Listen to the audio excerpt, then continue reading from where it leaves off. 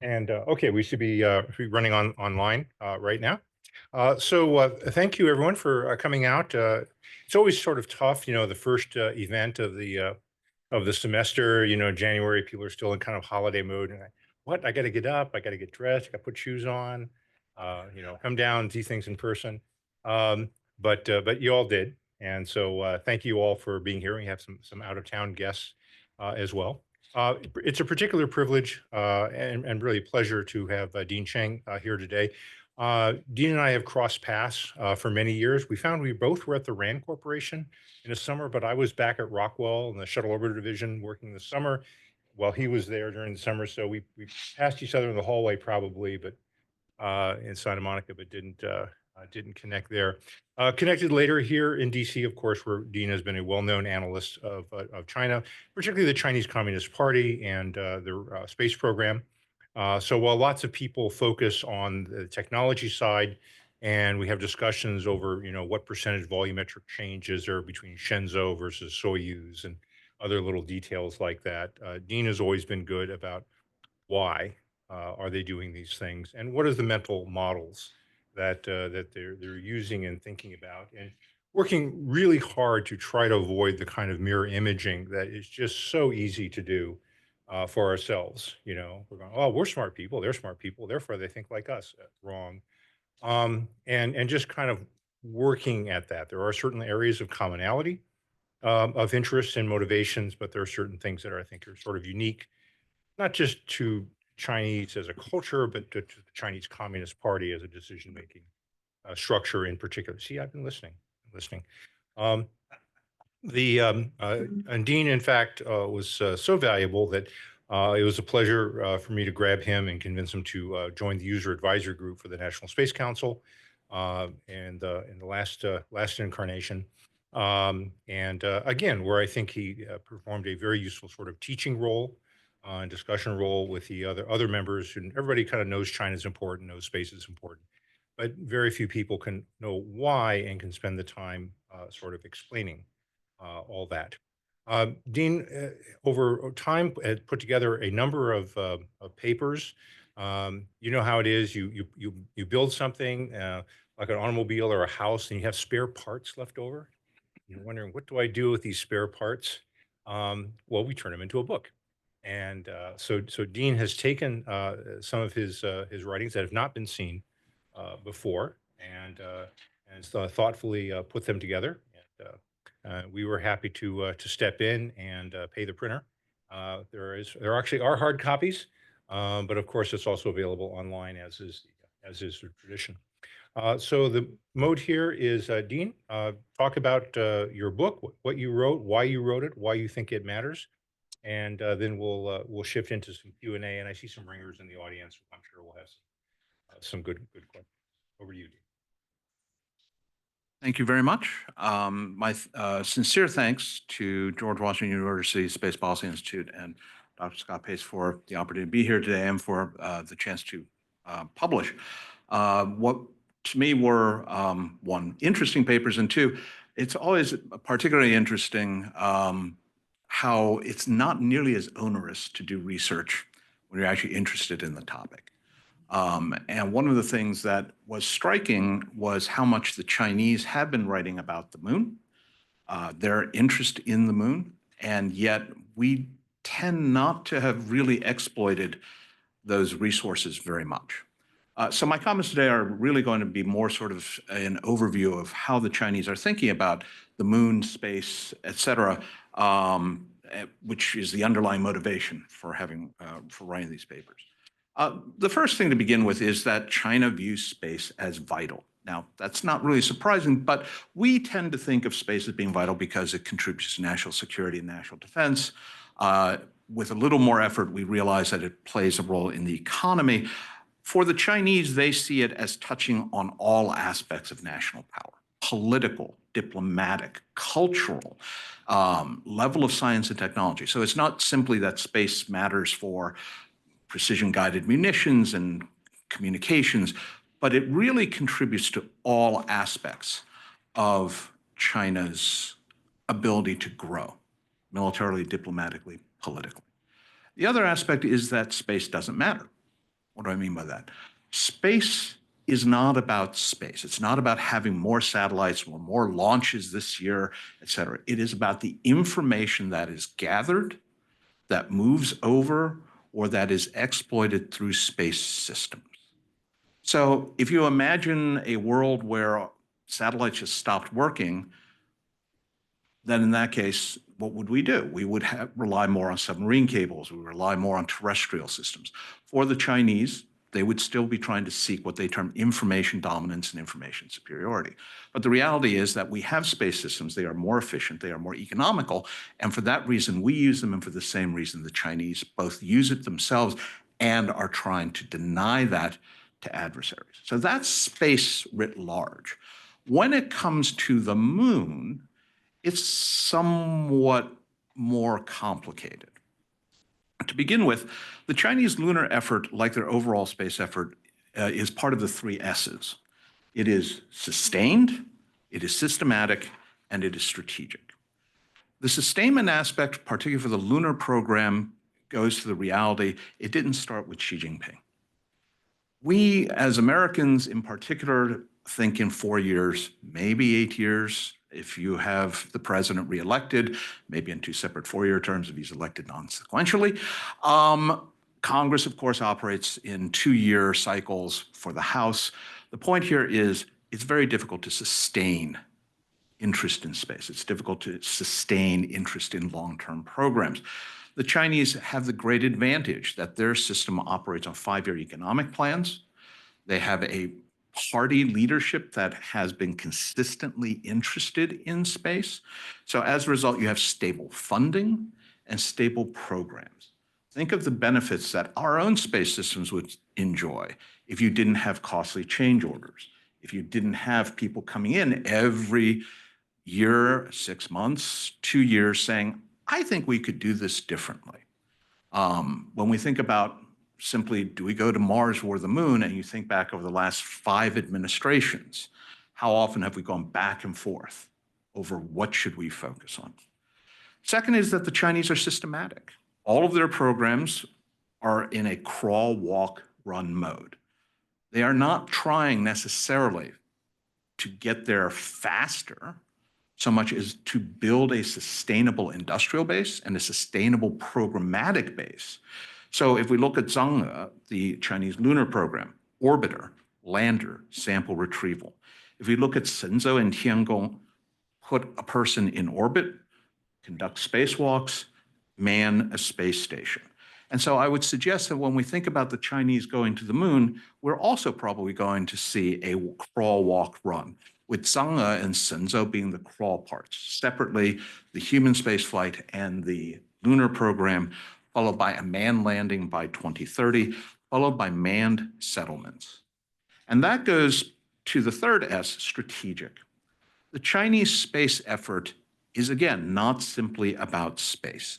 It is about contributing to comprehensive national power and also benefiting from comprehensive national power, to which Xi Jinping has added the aspect of the China dream.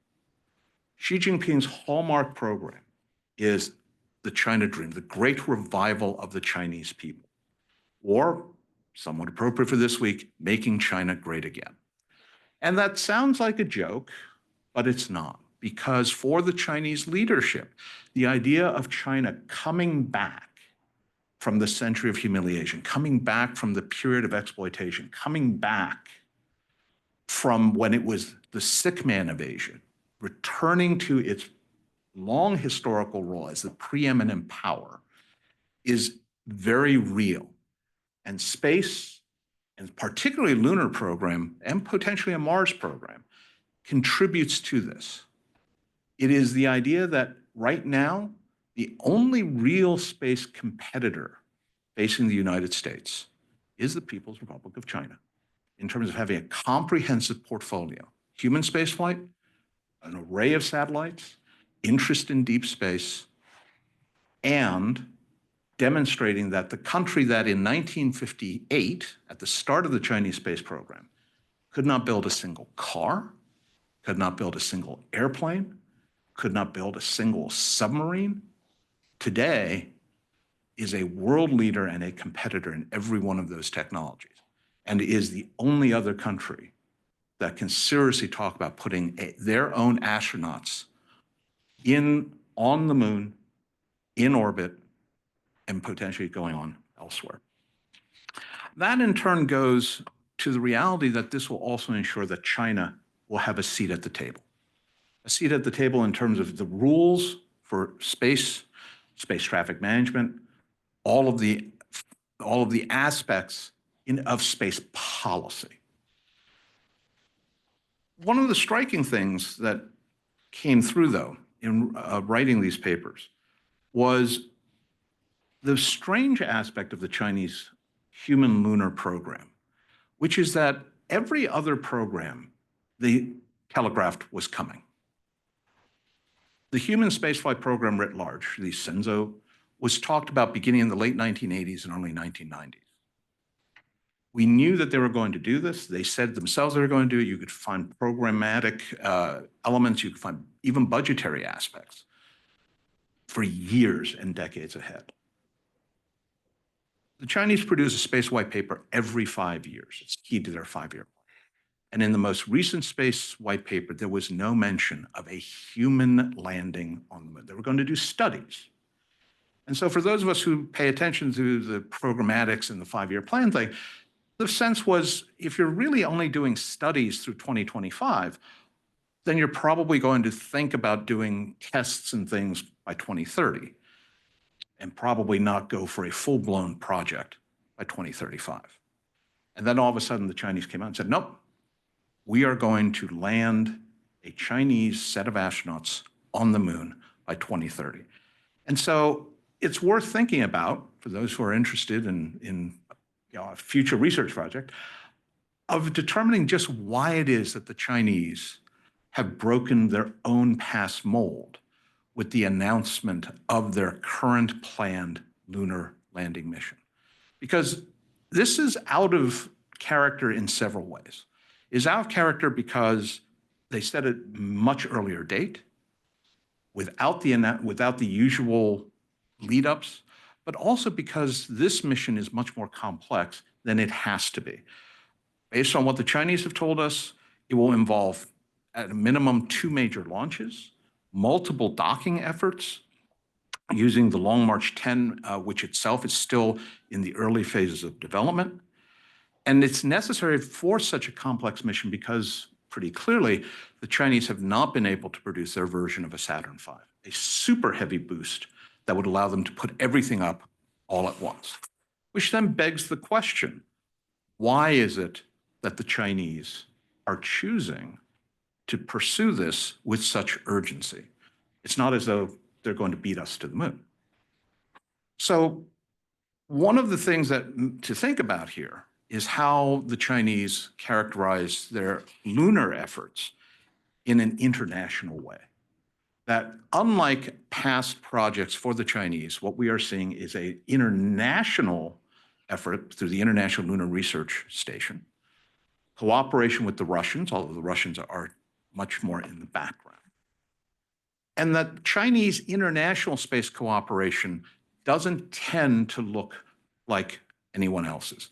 Because the most important thing is they're not looking for money. A lot of international cooperation efforts often is, well, we can't fund it by ourselves. Maybe if we all pool our resources, then we can do this together. China is cooperating with Russia, not overflowing with rubles, with Turkey, with Venezuela. None of these are countries that are exactly big funders.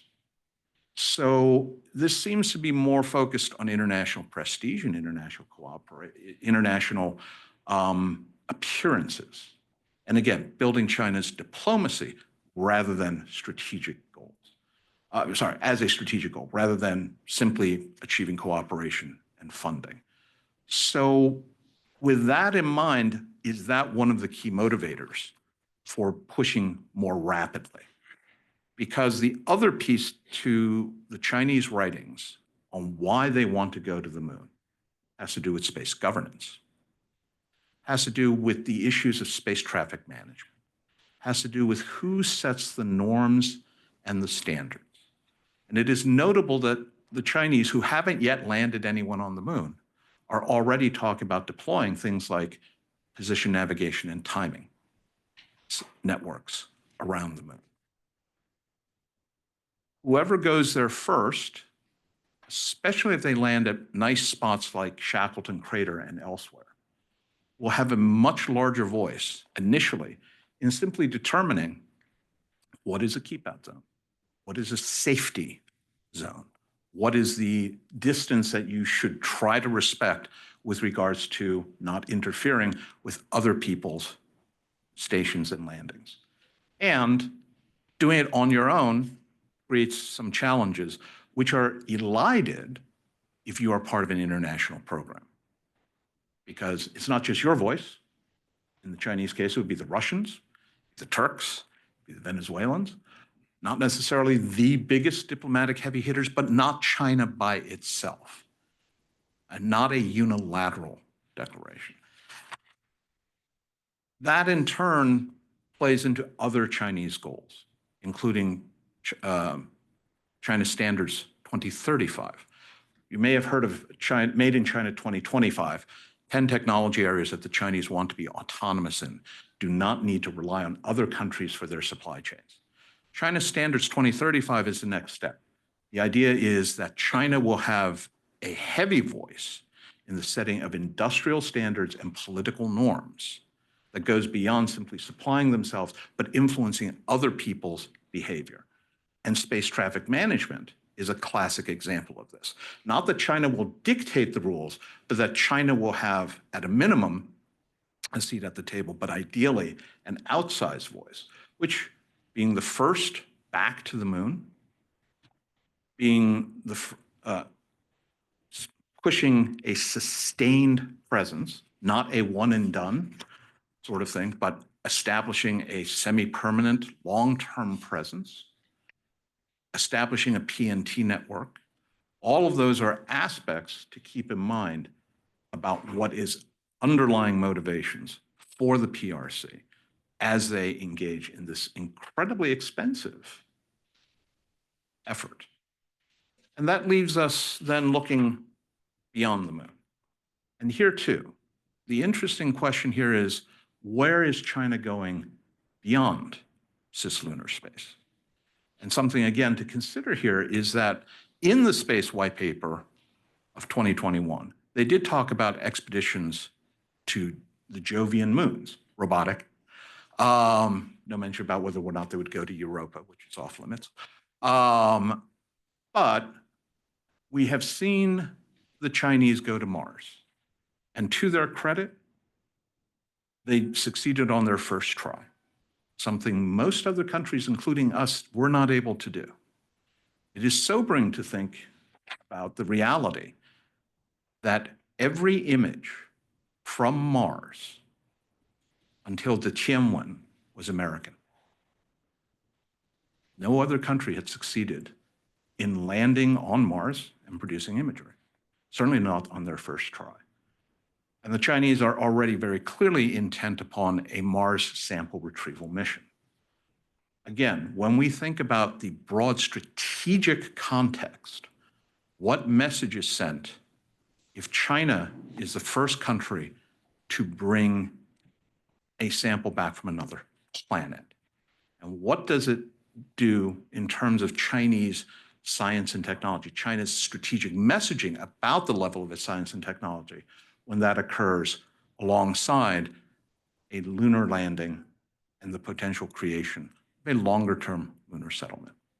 So these are the things that we looked at in the paper. The one thing that I do point to is that the paper uses mostly Chinese language sources. They do publish a great deal. A lot of it is even true. But the point here is that what they don't do is necessarily translate it into English for us. And every so often you actually have folks sort of complain about that, and the Chinese usually give you this look of, really? We have to translate it for you too? But the point here is that what is therefore useful to consider here is that the Chinese tell us what they are doing, give us a sense of why they are doing it, and it is important for us to understand that motivation as much as it is to understand the what's and the wherefores. Because, again, their lunar effort is not one and done. Their lunar effort is not simply to plant a flag. Their lunar effort isn't even simply to demonstrate their technology. There is a broader strategic goal, and they are working to that end in a sustained, systematic, strategic way. Thank you very much for coming, and hopefully there's some questions.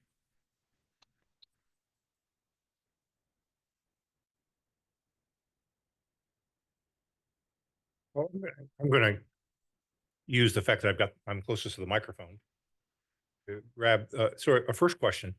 In the Cold War race, part of the context of that was a whole bunch of newly independent countries that were coming in to the UN. And so it was not only, winning hearts and minds and so forth in the Cold War race, but the backdrop was changing patterns of international power with these newly independent countries who were becoming votes within the UN. And so who are they going to vote with? Who are they going to follow? What model and so forth? China does not have a reputation for really caring that much about allies. In fact, in many cases, seeing allies as kind of a weakness or a line of vulnerability. Yet they seem to care a lot about allies or international relationships in this case.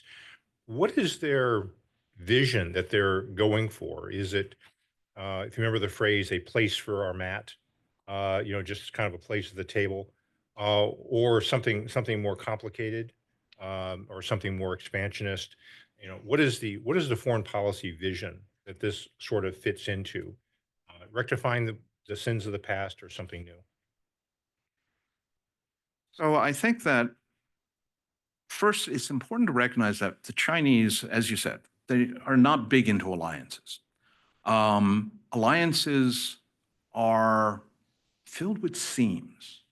You have to spend a lot of time managing your allies, making sure that they are willing to go along. And that in turn creates points, lines, entire areas of gray zones that the Chinese are happy to exploit in basically how well can you as an alliance confront me, a unitary actor who doesn't have to manage 2, 5, 18, I'm not sure how many NATO members there are now, 30 bureaucracies, 32 states worth of bureaucracies just to get a decision through. That being said, when the Chinese do interact with others, it's engagement, not cooperation. To what extent does anyone who works with China really get insight into the fundamentals of Chinese decision-making? One of the big complaints is that we don't know how much China spends on its space program. There's never been an official budget figure, even broadly. But the thing is, it's not that no American knows. I would suggest that the Thais, the Pakistanis, the Russians who do work with the Chinese don't have an answer to that either. Because at some level, the Chinese will engage, but it's not cooperation like the ISS and the rest. So why engage internationally at all? As I said, I think part of it is because there is the whole legal standards, norms aspect that for the moon and elsewhere beyond Earth, they want to be able to create the sense of legitimacy, that this is not just China declaring. But let's get down to real nuts and bolts. It's advertising. There's a lot of issues of Chinese quality control. And the Chinese themselves point to their space program as an endorsement for things like Longqian, Farmer Springs water. Farmer Springs water comes in nice plastic bottles like this. And on the label, there's a little astronaut. And it says, the official water of the Shenzhou space program. To basically make the point, this water is good enough for our astronauts. The Chinese talk about the Space Silk Road as part of BRI. What is that? That is partly building space infrastructure. It is also, don't you want to use Beidou, which by the way has better coverage than GPS, particularly in higher latitudes, and is like GPS free. But we will package that into Belt and Road Initiative programs. What they also don't mention typically is that for things like pumping stations and cell phone networks, it uses a BeiDou signal. Nothing wrong with that, except for the reality that it also ties that country's infrastructure to China.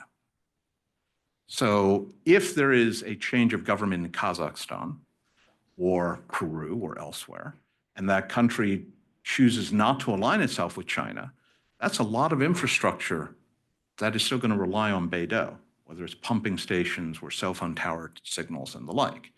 So that is a potential source of leverage. I think the Chinese are doing this cooperation, say, but we're friendly.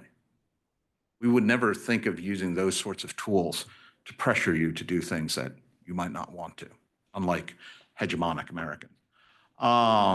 So I think that there is a literal economic, a techno-economic aspect to the Chinese cooperation. And then finally, there is the interesting aspect of China's physical infrastructure. Having partners potentially allows them to start establishing additional facilities that will give them global coverage, which is going to be increasingly important when they are operating human spaceflight on a regular basis going all the way out.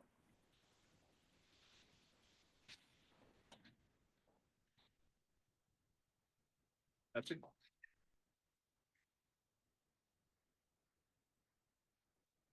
Thanks, Dean. A question about Taiwan in the year 2027. So a lot of the academic articles out there, or what you'll hear from some pundits, talk about the PLA being ready to take Taiwan in 2027. You've done all the reading. You've seen the original literature. What's your sense? Is it exaggeration, or is there a there? Well, that's not exactly a space question. No, it's not. It's kind of related. It is kind of related. I don't think it's an exaggeration per se. I think that the people who refer to it, the Chinese have talked about military modernization needing to be completed by 2027. Why? Because the Chinese are big on anniversaries. 2027 is the 100th anniversary of the founding of the People's Liberation Army. But notice what that says. You are supposed to be fully modernized, not, and the war begins as soon as you've checked that last box. The Chinese have said that modernization means being fully mechanized, fully informationized, and now fully intelligencized. Fully mechanized means nobody's walking to war anymore except if you're in mountain divisions. Your forces will be operating with tanks. Your forces will be operating with armored personnel carriers. And they are well on their way. They are pretty much there. Fully informationized means lots of sensors, lots of radars, all of the kinds of command and control equipment that we fought the first Gulf War with. When I was at Heritage, I was told I needed to remind people of historical events. The Gulf War was 1990, 1991. I was fighting the Iraqis. The point here being that we defeated an Iraqi military that at the time was arguably better than the Chinese People's Liberation Army. Through all of that generation of command and control systems, AWACS, JTIDs, et cetera. And finally, fully intelligencized. It's a terrible translation. I apologize, but somebody needs to go talk to the Chinese about why they keep coming up with these terms. Intelligencized, 智能化. In a nutshell, and this is from a Chinese source, I really do appreciate this. Informationized is the ability to use information communications technology to facilitate communications between people and between organizations. Battalion to brigade, captain of a ship to captain of a ship. Intelligencized is the further evolution of ICT, where machines can now talk to machines without human intervention at all. Data links, data transfers that don't require people at all, sensor to shooter networks, et cetera. Yes, artificial intelligence is a piece of that, but it doesn't, but we tend to sort of say, oh, intelligence-sized, Cyberdyne Systems, Model 101. Series 800. So where is Sarah Connor? Whereas what it really is drone swarms. What it really is the ability of sensors onboard weapons to update firing solutions for the next salvo. That is part of what they are thinking about. And yes, this actually does relate directly to space, because a real capacity to do intelligence-ized operations, not just military, is how the Chinese have talked about what they will need in cislunar space. If you expect to have a lot of traffic, if you think that you will have proliferated constellations, not simply in low Earth orbit, but moving out, no one is going to be able to keep track of all of the things way out in that massive volume of super geospace all the way out to LEO. And so intelligence-ization is essential for doing space traffic management all the way out there. And that is a virtuous feedback loop. Will you have all this by 2027? Even they're skeptical at this point, and there's been a lot of turmoil.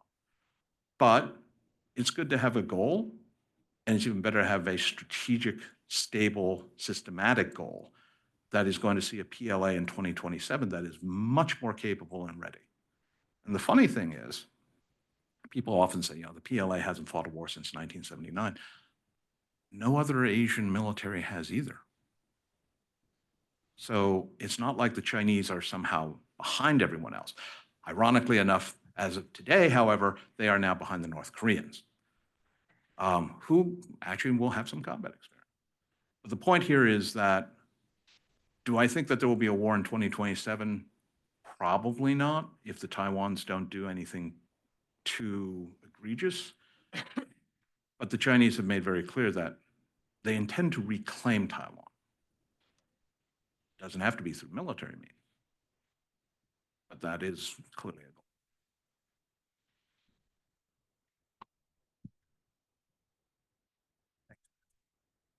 a goal. Dan, your analysis is based on an assumption that they'll be successful. We know that space is risky. Not every mission is successful. The question is, have you read anything about how they would handle various failures? Obviously, they'll go on and do something, but would it be similar to the way we've handled some of the accidents, or they've had accidents in the past with launch vehicles and other things? And any insight into that? That's a great question. So first off, that's why I make the point about how their manned lunar mission is out of character. The Chinese have been very fortunate. They have not had an Apollo 1. They have not had as far as we know, human losses in their human spaceflight program. The closest thing to failure would seem to be the Long March 5 boost vehicle, where they had multiple failures. They basically went back to the drawing board. They went with the Long March 5B, which now fires the entire motor into orbit, and they have no idea where it's going to come down. What that says is several things. Some of these efforts trump failure, meaning we're going to go ahead and we will come up with a solution that may not be very elegant, may not be responsible, but we're going to do it. A loss of a human crew would create an opportunity and a pitfall. The pitfall is obvious. We've now had somebody die. And there will be undoubtedly finger pointing and undoubtedly bureaucratic conflict over who is responsible.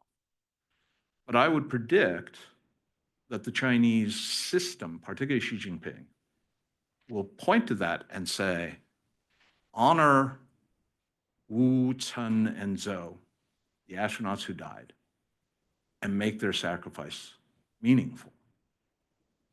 And that is not particularly different from anyone else, but I think that given a state-controlled media structure, the advantage here is there will be a lot less dissonance in that messaging.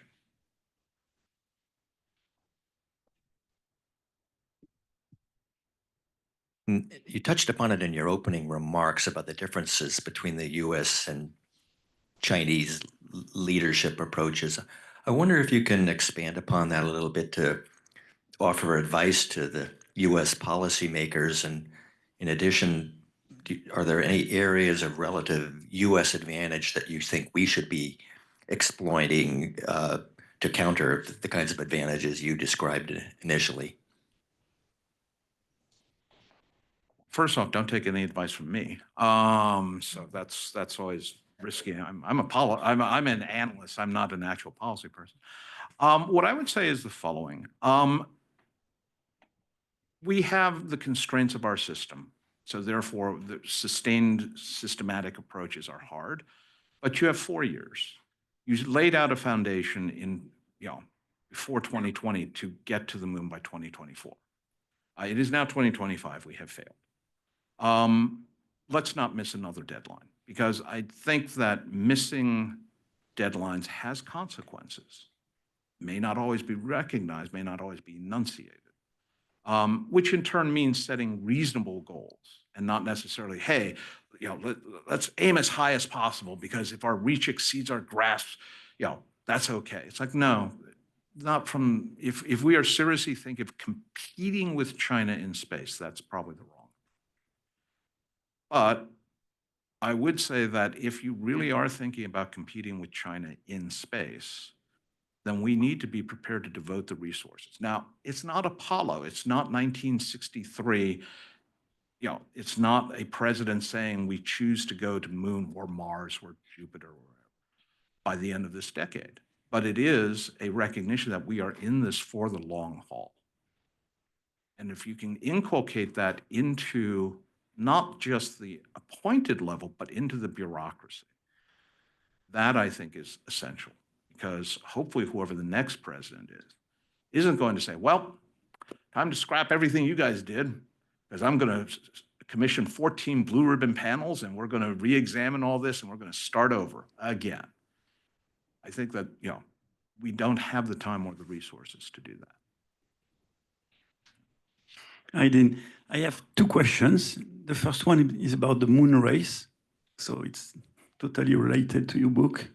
And the second is about cyberspace in space. So 20 years ago, there were 2 points of view in China, if I remember well.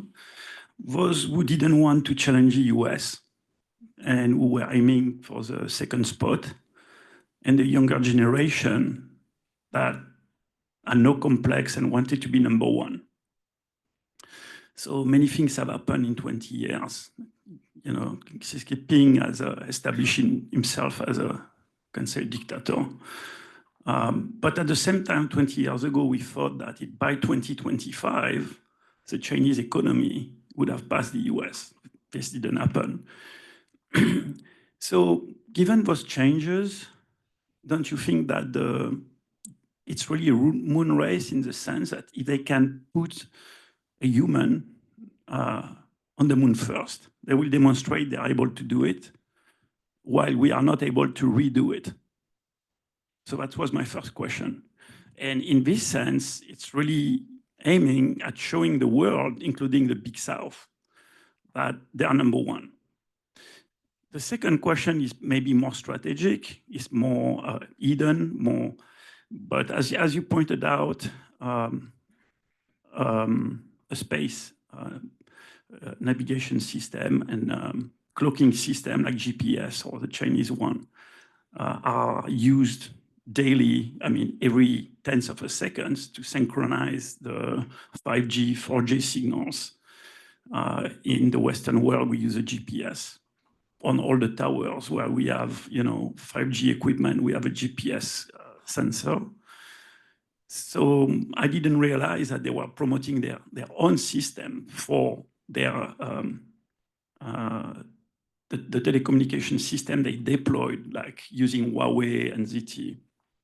So my question about this is, do you see China thinking about using space to export some of the IT infrastructures, like data center, computing, storage, and even energy collection. So on the first question, today's China isn't the China of 2000 or even 2012 when Xi Jinping first came to power. That's absolutely correct. I think that the expectation that China would eclipse the United States economically not only has not come true, but there are a number of analysts who would argue it will never come true.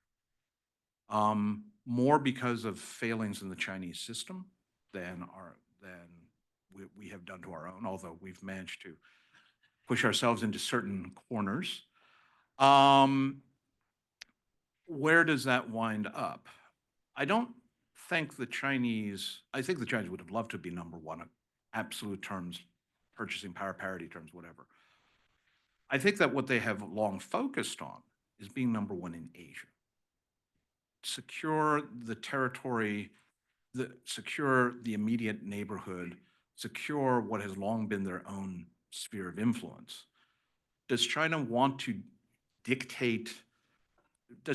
create little Chinas in South Africa and Argentina and Chile and Venezuela and Canada?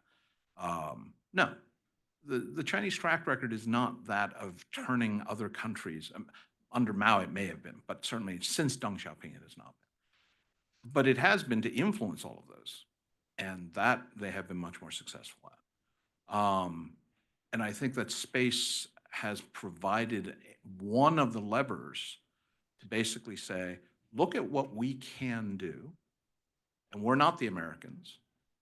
We don't have an Edward Snowden that we would make.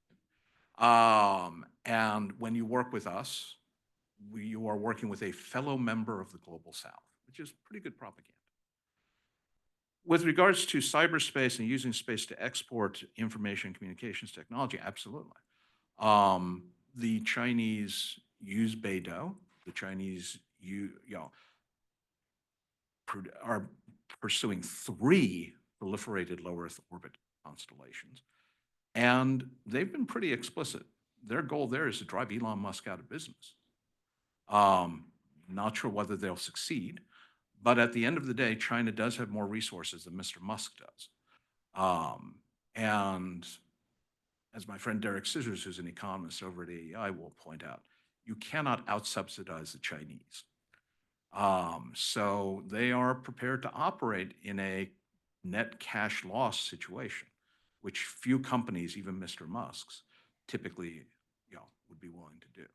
So that creates some interesting long-term pressures. And to be fair to the Chinese, those proliferated LEO constellations will provide broadband. Will probably provide, like Huawei does, pretty good service. So it's not like they are exporting cheap stuff that doesn't work. They're exporting subsidized stuff that does. And that's a very powerful message. That's a very powerful incentive. Italy signed on to the BRI network and to have Huawei build out their networks, not because they were stupid, but because it made economic sense.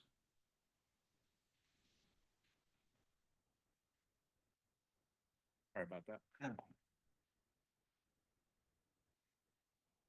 So do you think then that the economic incentive for countries to work with China eventually kind of outweighs their lack of maybe treating other countries as partners in the space endeavor?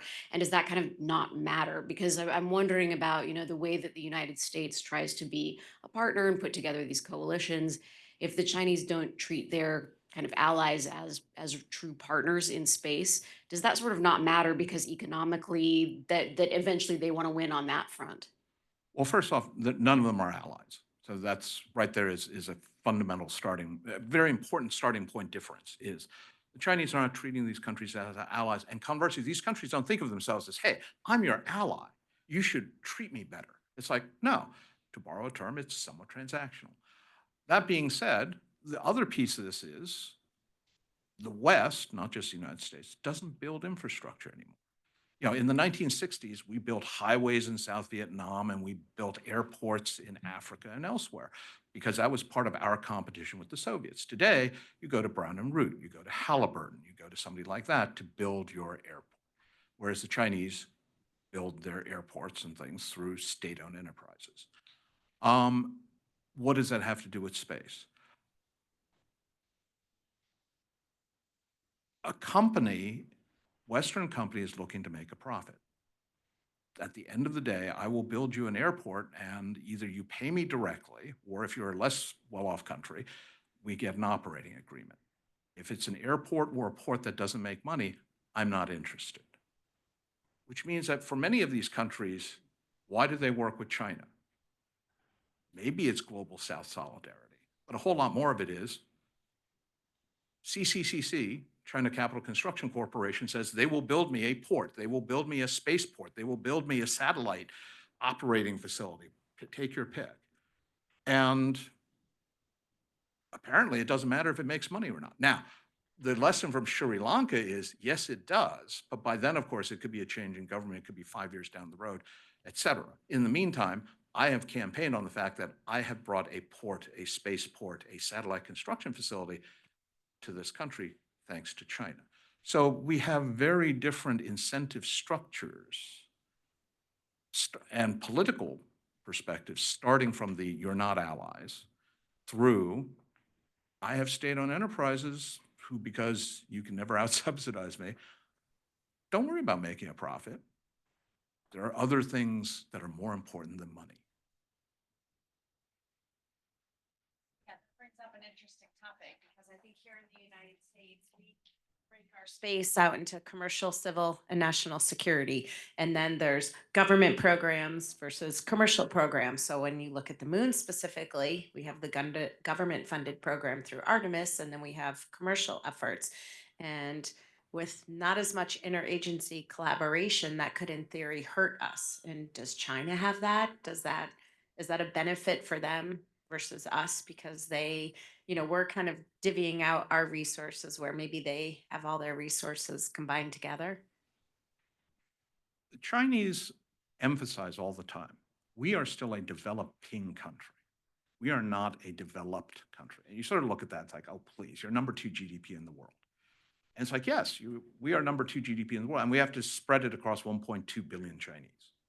So your GDP per capita, which is arguably a somewhat better metric of wealth, is way lower. What does that have to do here? The Chinese recognize, and they emphasize this, for big programs, every renminbi has to do double and triple duty. So does China have a civilian space program? There's a bunch of civilians who have titles, but their space program is not a military space program. Two civilian space programs and an intelligence space program. It is the Chinese space program. And today we are going to be launching these COMSATs, which is going to build the economy. Oh, by the way, if the PLA needs those COMSATs will do Chinese military work. Chinese weather satellite. One of the really interesting articles was from over 15 years ago, were some reports updating a phone ring, Chinese weather satellite program update. I need a life, I understand that. To find articles like that fascinating for weekend reading is okay.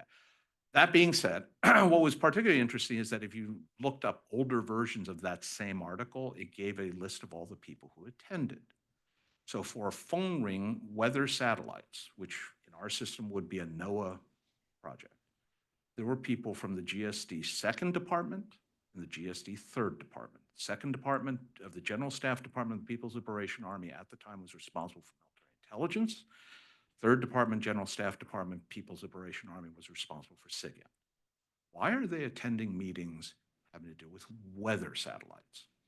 I could use the term hosted payload, but that's our terminology. The point here being the satellites do triple and quadruple duty, which, by the way, I'm surprised nobody's asked this question yet. Mr. Chang, where do you stand on the Wolf Amendment? And my answer is, if you are prepared to get in bed with the People's Liberation Army, the Wolf Amendment is, should not be factor. If you are concerned about getting in bed with the People's Liberation Army, the Wolf Amendment is one of the legal obstacles to that.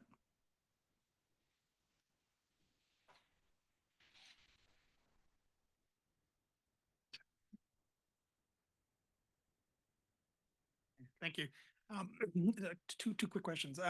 You had mentioned the crewed lunar missions are very unusual. So I was wondering if you could, excuse me, explain a little bit more, excuse me, why you think they're so unusual. It would seem that if one of the motivations is prestige and kind of international acceptance and to entice other national partners, you might want to advertise this more. And so it's unusual for it to be kind of so quiet. And the second point, you had mentioned that one of the motivations for the program was standard setting. And certainly see that in other space programs, the advantages terrestrially can be significant economic advantages, whether you're looking at cellular standard setting or PNT, as you mentioned. What is it on the moon? What exactly is that strategy around why do you want to set standards? Because it doesn't seem that the economic advantages would be commensurate or similar to terrestrial. So why is the Chinese lunar program seemingly unique or out of the ordinary? And it goes to, they have in the past been willing to take their time to get around to deploying people. To the earlier question about what would happen if there was a failure, I think the Chinese are very happy with the fact that they have not had any casualties. So it's not quite correct to say they are risk averse, but they certainly minimize risk.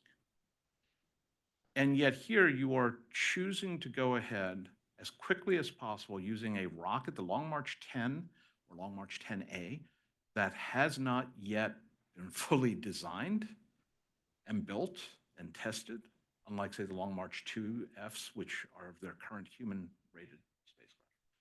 You are going to fire them off, two of them, to do a docking maneuver, one with the human crew, one with the lunar, with all the lunar modules.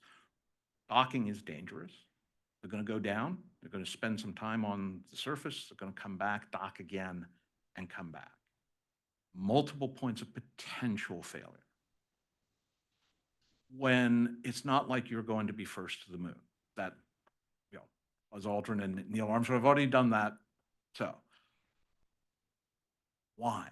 Why are you pushing so hard when you, in the past, did not do that? For Shenzhou 5, the Chinese first human space flight up there, that was not a rush job, right? The Shenzhou 1 was, but that was unmanned. That was, but Shenzhou 5 was, look, we want to make sure everything works so that Yang Liwei comes back in one piece. So that to me is why is this important? Why by 2030? What would happen if you had said by 2035, which would have given everybody a lot more wiggle room? Well, you'd be guaranteed to be second. Okay, but it's not like India or Europe or Russia or Japan or South Korea are champing at the bit. And, well, now you'd be third, which one could understand why the Chinese would be unhappy. With regards to motivations, I mean, so that ties directly to so what is the motivation here? And I think that with regards to standards and the like, I think it's two things. One is going to be literally who operates how on the moon. There's no property rights per se, necessarily, and there's no sovereignty, so you can't lay claim to Shackleton Crater or any of the others. But you can say, look, we have one manned, one unmanned sites. Lunar dust is a terrible thing. You can't land within, I'm going to make up the number, 10 miles, just because of the dust and other things, okay? Not unreasonable, but if I put my stuff in the right places and draw 10-mile circles around them, now it may reduce your optimal location as well. The other is setting the standards for things like PNT, and frankly, literally the language of space traffic management. If you fly from Barcelona to Baghdad, from takeoff to landing and in the cockpit, it's in English. If China does 4 lunar missions a year and we do 1, it'd be really hard to argue that. But of course, all space traffic management should be in English. Why? We're the ones who are doing regular missions out there. You're showing up and doing it first, or fairly close to first, and more importantly, doing sustained missions gives you a heck of a lot better argument of, no, learning English isn't that easy for us in China. Maybe it's your turn to learn Chinese.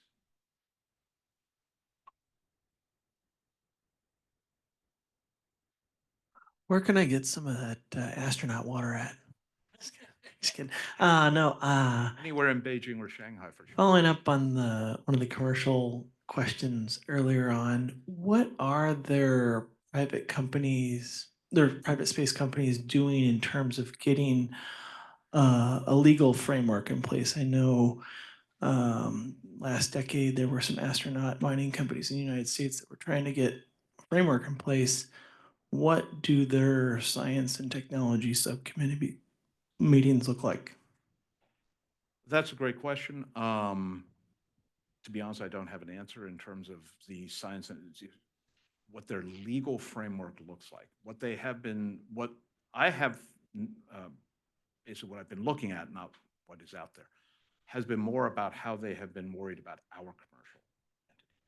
They are worried about how SpaceX has strategic impact and who legally is in charge. Under the liability convention and other things, a satellite that is launched from the United States, even by a private company, is a U.S. responsibility. And what does that mean if SpaceX is helping Ukraine against Russia? Is that satellite at some level an American asset? There have been legal issues about that. There have been legal issues about spectrum, much more. And one of the fascinating things has been how quickly the Chinese have gone to the ITU to try and get access to spectrum for all 3 of their proliferated LEO constellations. And there they have been pretty rigorous, as far as I can tell, about, okay, you need the following paperwork, we have that. You need to have operational satellites, we have that. You need a certain percentage, we have that. So with regards to the moon, at this point, as far as I know, there isn't a substantial body. But one interesting thing about the Chinese PNT for the moon, they filed a patent registration here in the US. I don't have the number in front of me. It's like patent number 10 million something or another. But it is a patent filed with the United States Patent Office for a PNT network around the moon. It raises an interesting question. Even if we deployed modified GPS around the moon, what might that mean? Do we have to pay them royalties? I don't know. So I should point out here, I am not a lawyer.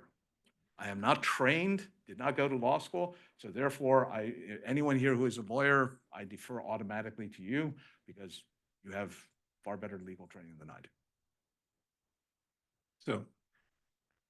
So you've touched on a couple of things, the issue of subsidization for developing countries, spectrum issues, standards, sort of English. So when we think about these moon race kinds of things in diplomatic, we tend to think of them in, the big flashy, who's there, who's landed, whatever. But from your discussion, it makes me think much more about the competition that's happening in lots of other unseen areas. Who shows up at the International Committee on GNSS in Vienna to discuss, lunar PNT?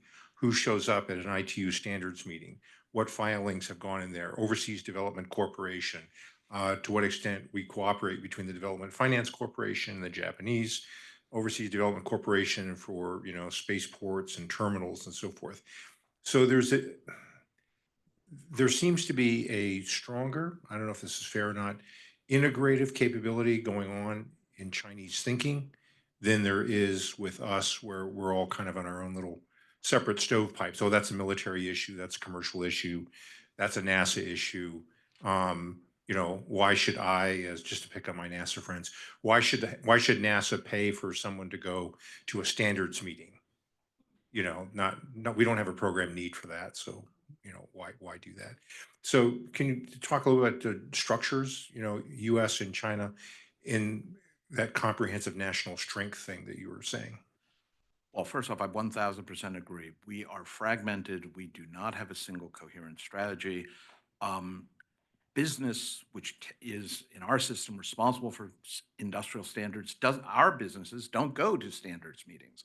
This is a regular complaint. The Asians definitely go. The Europeans mostly go. The Europeans sort of make their position. Then we complain to them about, well, actually, that's not what we would sign up for. The Chinese show up at every meeting. And because they have a combination of state-owned enterprises and private companies, some of which are actually private, they walk in with 1834. They call in the clans. And then they say basically, well, we all agree on standard N. While the Asians have their standard, the Europeans have their standard, the Americans are AWOL, and then they sort of show up and say, we didn't like any of these standards. So that's the first problem. The second problem is that, again, when you have a dictatorship, in the long run, bet against them, but in the short run, they can get certain things done. And in the Chinese system, because of the role of the CCP, the Chinese Communist Party, that means that everybody shows up with one sheet of music. And not just one sheet of music, but very carefully assigned roles for the woodwinds, the brass, the strings, and the percussions. And that is very effective. And that, what does that mean here? It means that the Chinese Ministry of Finance is going to persuade other countries who are receiving BRI money, you want to go along with this standard here at this forum.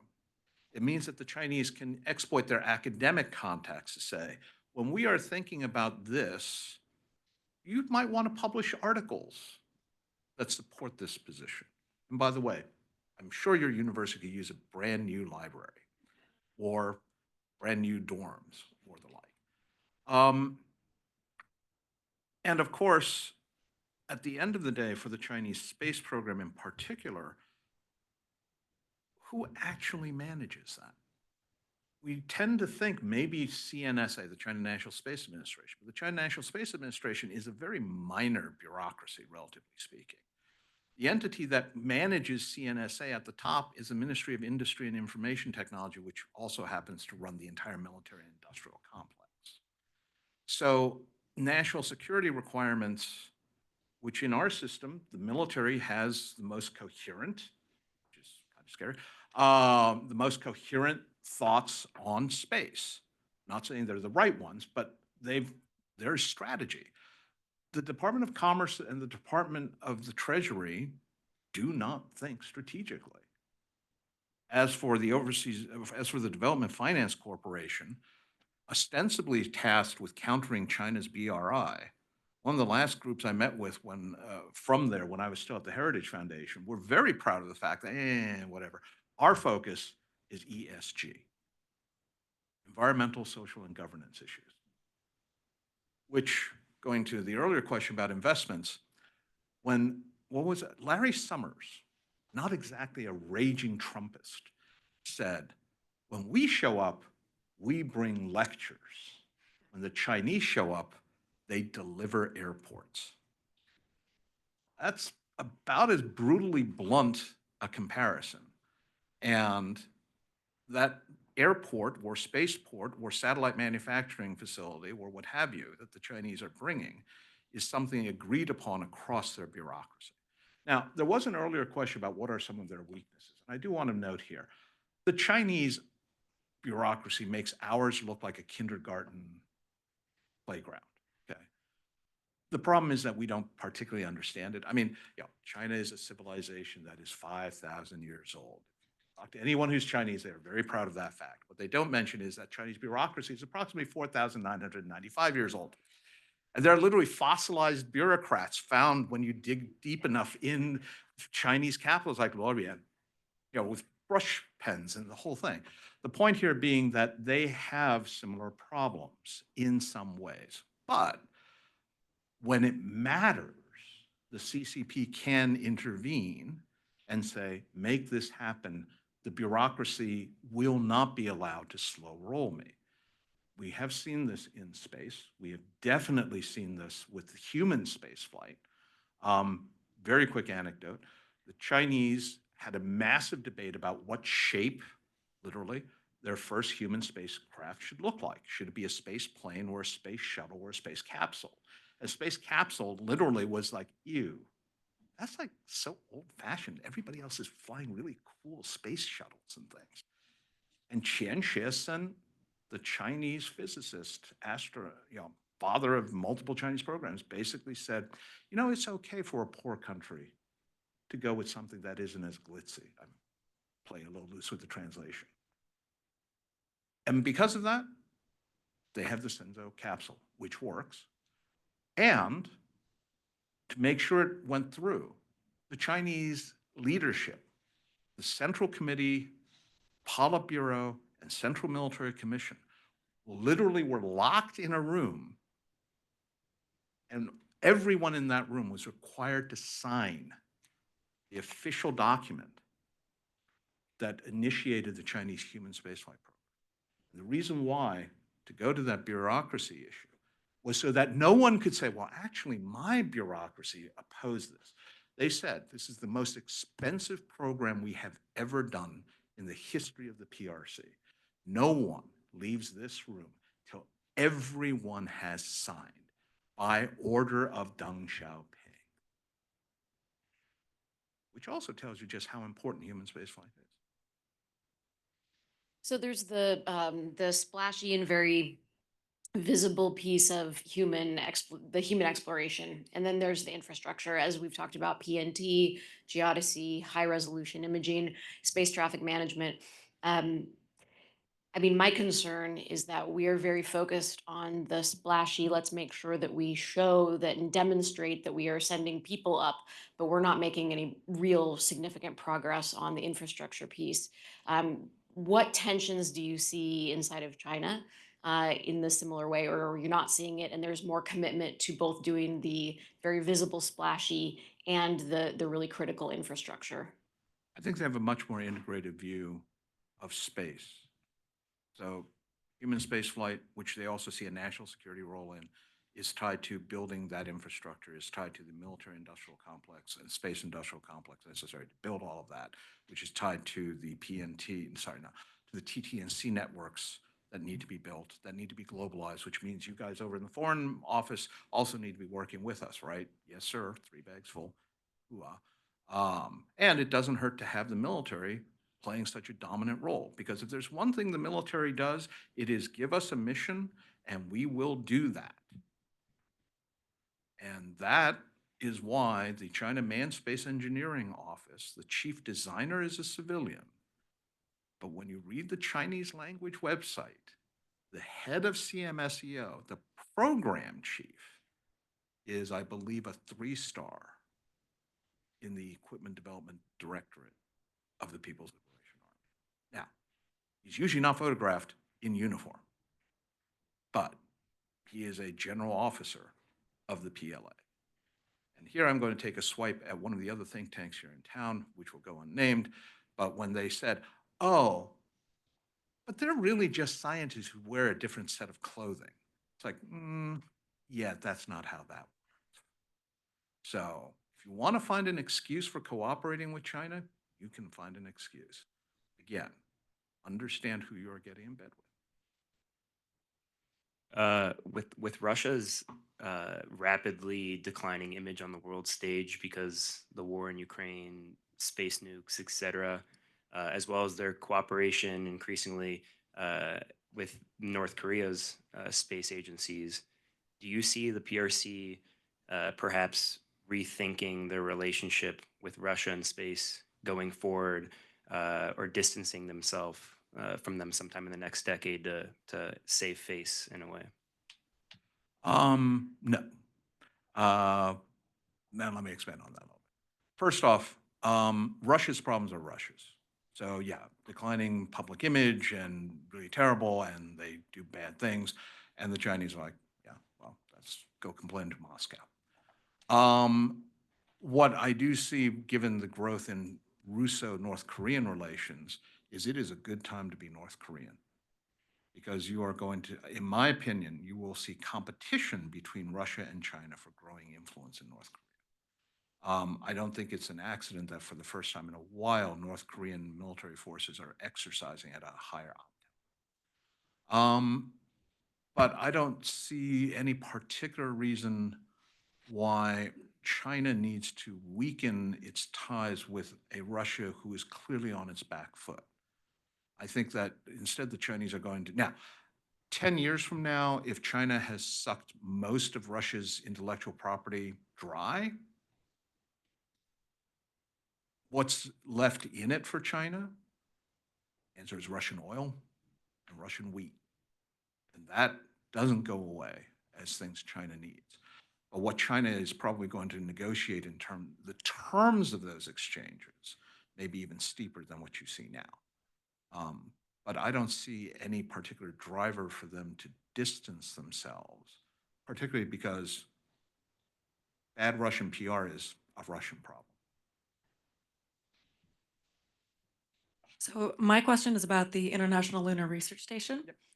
So we've seen CNSA signing up all these states to the program, and then we've quietly seen the Deep Space Exploration Laboratory signing up universities and research institutes. I'd be curious to get your thoughts on the strategic importance of those smaller partners, maybe less politically significant partners, to the program. So again, the Chinese move rook, knight, and bishop on the chessboard. So I think that part of this is establishing ties, emphasizing the ILRS is not simply a Chinese governmental sort of thing. It creates some interesting situations. I think it's the UAE had a university sign on to ILRS while the government signed on to Artemis. I think looking forward, the really dangerous moment is going to be if China does beat us to the moon, or if China beats us in terms of establishing longer-term settlements. The political aspect is going to be if nations pull out of Artemis in preference of ILRS. And I could imagine a university-type relationship being the halfway point of, well, Artemis isn't really going anywhere. The Chinese have landed on the moon with ILRS. Let's redouble our private university efforts. We here in Bangkok, we here in Dubai, we here in Tegucigalpa are going to push that aspect. We don't really want to offend the Americans too much, but our priority is going to be, and we have a foot in each camp. One of the things that I think is intriguing at times about the Chinese is you don't have to be our ally. You don't even have to be our friend. You just have to not join them, whoever they are. And that is a somewhat different strategy. It's playing not to lose. It's also playing to deny us partnerships at times. I think that that may be part of the issue there. And then, of course, there's also just the other intellectual property problem, which is academic institutions sharing information with each other often are going to be much more lackadaisical about everything from export controls to classification. So to what extent does a university, an NGO partnership, have access to Western information from, I'm a child of the Cold War. I remember professors of mine touting Pugwash, which was an international scientific community of all of these professors who hated the Cold War and hated the arms race and wanted to get together and just talk science. The Soviets of the time were delighted by this. They seem to still want some other conversations to go on. That, to my mind, is one of the potential lines of access is Chinese professors talking to Chinese and to non-Chinese NGOs that include foreign academics and scientists.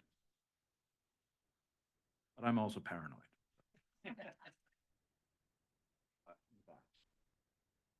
I can go with that. So you cautioned us against mirroring thinking. And when we look at the terms of space race, that's a very American narrative. Yes. And that's often how we perceive and think about it. It puts it into context for all of us. But how is this competition portrayed within China to the nation? Is it primarily achieving the Chinese dream, or is there other subtext that we aren't thinking about here in this room? I'm sure there are plenty of subtext, but to your point, it's not a race. You're right. The Chinese are not saying Xi Jinping has not adopted a Hyannisport accent and said, we choose to go to the moon in this decade and to do these other things, not because they are easy, but because they are in the interests of the Chinese Communist Party. No.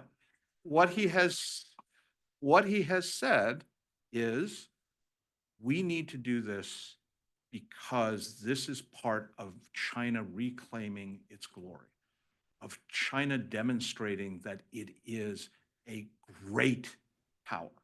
And even in terms of science and technology, they say great powers contribute to the wealth of human knowledge. Pure science is important if we are going to be a great power. It's not just about ICBMs rolling down Tiananmen Square and Chinese fleet carriers operate. We need to show that we benefit the rest of mankind. So absolutely, that is the narrative, if you will. It's not about a race. And I think part of that goes to, because we're not going to beat the Americans to the moon. So I do think that that's, but there is absolutely, China has a space day. Every year, there is a national day on space, conferences, videos, really cool displays, sample retrieval vehicles and rocks from the moon. Chinese astronauts go on tour, not just on Space Day. Why? It's not a space race, but it is, look at what we did. Who is we? Well, CCP. None of this could have happened without the CCP. But it's also you, the Chinese people. We did this. And that has enormous utility across the board. When Shenzhou 5 went up with Yang Liwei, the Chinese quietly contacted the government in Taipei.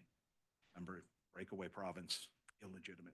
They said, look, this is a glorious moment for the Chinese civilization. You guys want to send anything up?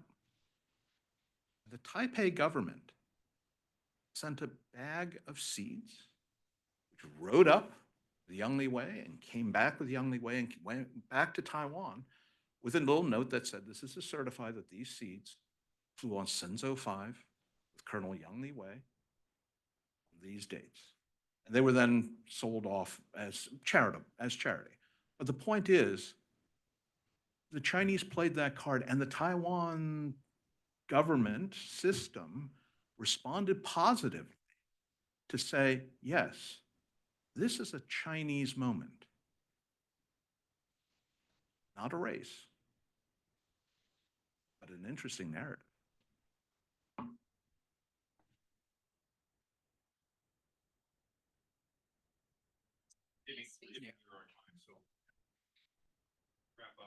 Wrap up soon. So to pile on to your last comment, I have to share the story of my former boss. I used to be a lab technician at JPL back in the 70s. And one of the guys I worked for was a guy named Taylor Wang. And Taylor Wang flew aboard Space Lab and doing zero-G drop dynamics. And the equipment broke aboard shuttle the way it broke for me and all the, so he spent the time repairing it, just as I spent the time repairing it. But when Taylor, who's born in Shanghai, American citizen working at JPL, when he came back, the CNSA website made the point that he was the first Chinese in space. Never mind that he was JPL, US citizen, flew aboard a NASA shuttle. On the CNSA website, he was the first Chinese sort of in space. And so this issue sort of identity. I mean, if someone, my family background is Japanese, but if you're gone from Japan for too long, you're not really Japanese anymore. There's that sort of that differences. And so the issue of identity that they bring to it both is an amazing strength, but it's also an interesting weakness because when they deal with others who are not Chinese, it's like, well, too bad for you.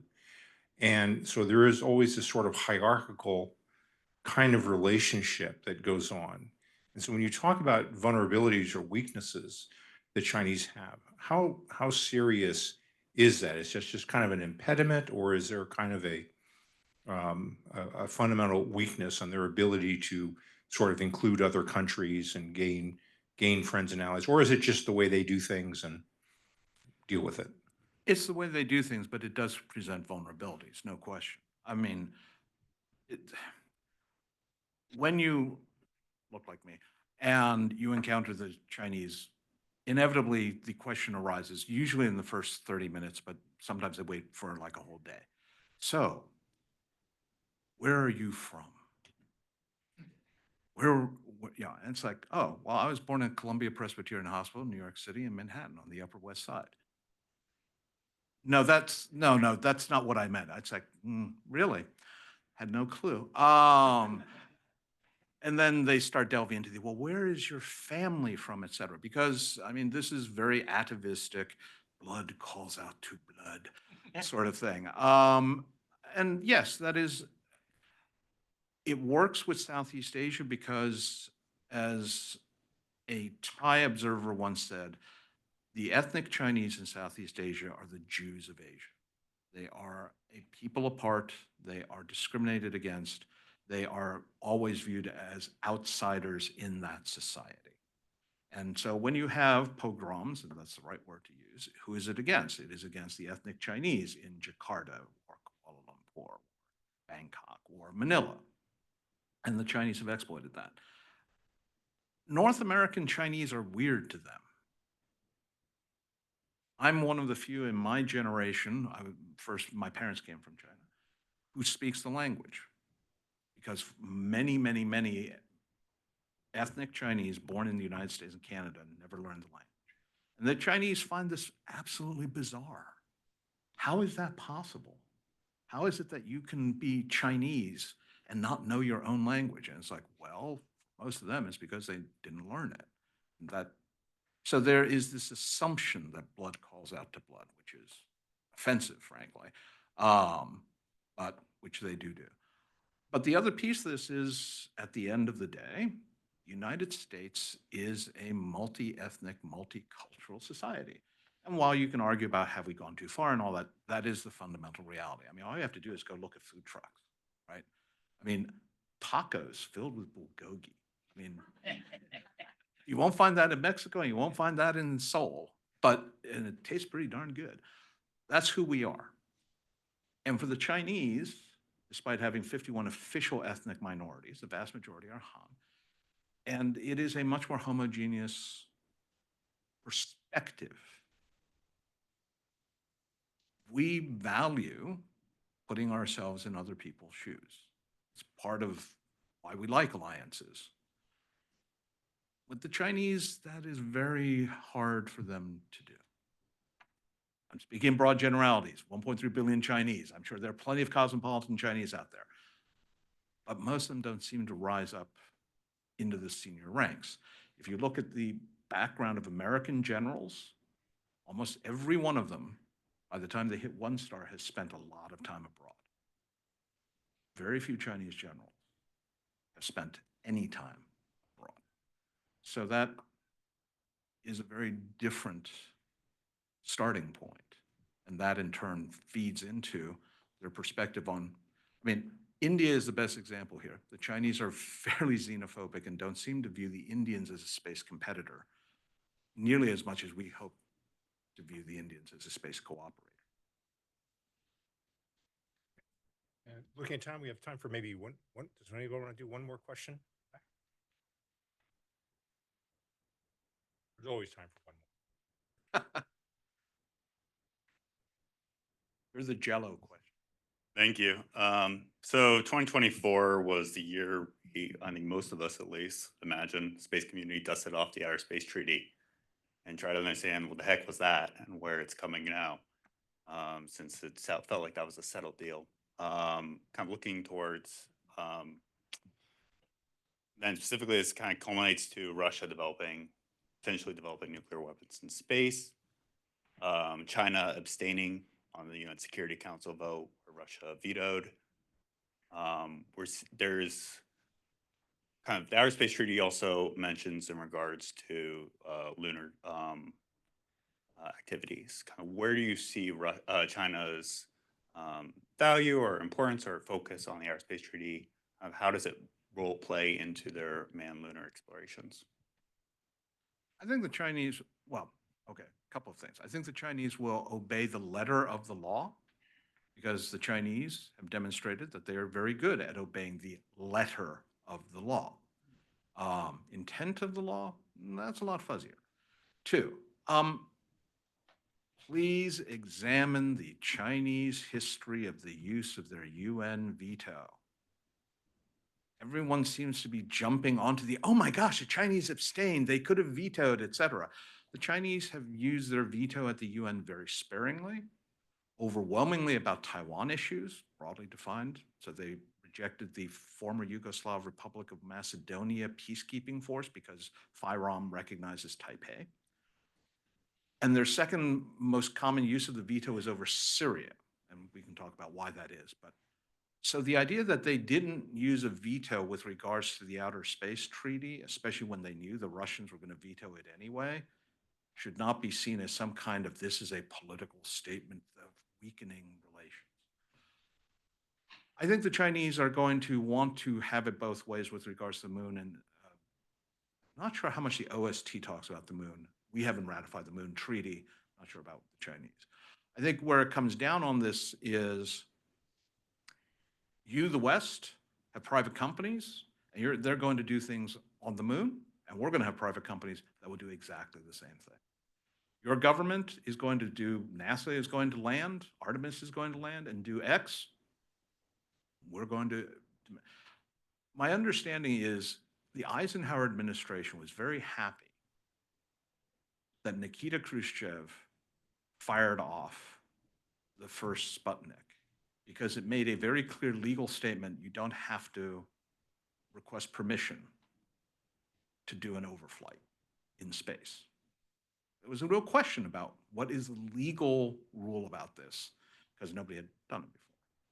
I have a sneaking suspicion that while the Chinese politically want to beat us to the moon, might be willing to be beaten by only a few days, because it will raise the interesting question, what are your rules, the West?